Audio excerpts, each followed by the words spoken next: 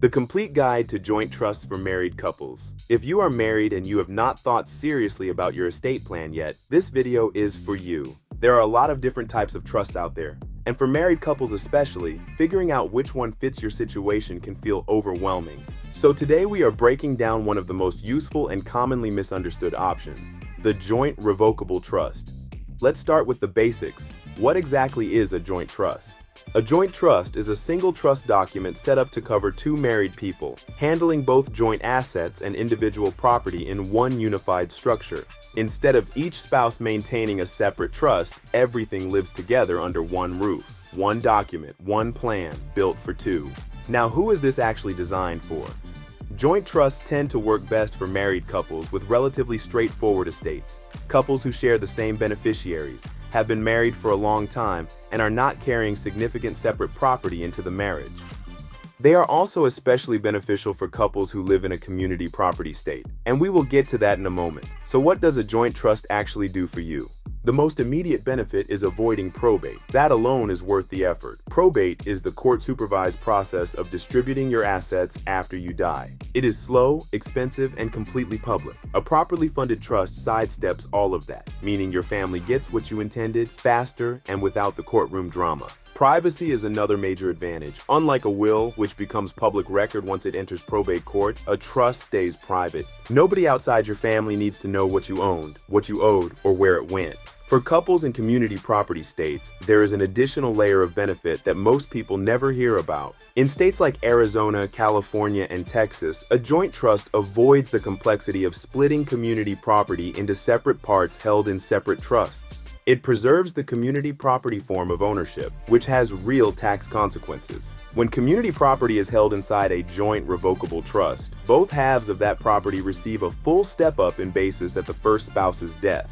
In plain terms, if you and your spouse bought a home decades ago for $200,000 and it is now worth $1.2 million, your heirs could potentially sell it with little to no capital gains tax. That is a benefit unique to community property, and a joint trust is the structure that preserves it. Here is an important 2026 update worth knowing. The traditional list of community property states includes 9: Arizona, California, Idaho, Louisiana, Nevada, New Mexico, Texas, Washington, and Wisconsin. As of 2026, 5 additional common law states now allow married couples to opt into community property treatment through a specialized trust structure: Alaska, Florida, Kentucky, South Dakota, and Tennessee. If you live in one of those states, this is worth a conversation with your estate planning attorney.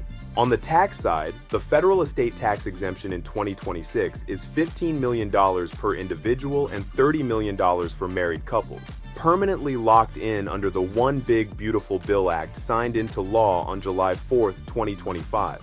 For most families, federal estate tax is not the primary concern right now, but some states have their own estate taxes with significantly lower thresholds, so knowing your state's rules still matters. Now the limitations, because a joint trust is not the right fit for every couple. The most significant drawback is creditor exposure. Because all assets sit together in one trust, a judgment or lawsuit against either spouse can potentially reach everything inside it. There is no firewall between spouses when it comes to liability. There is also a flexibility issue after the first death. Depending on how the trust was structured, the surviving spouse may have limited ability to make changes going forward, which can create real complications in blended family situations, or if the surviving spouse eventually remarries.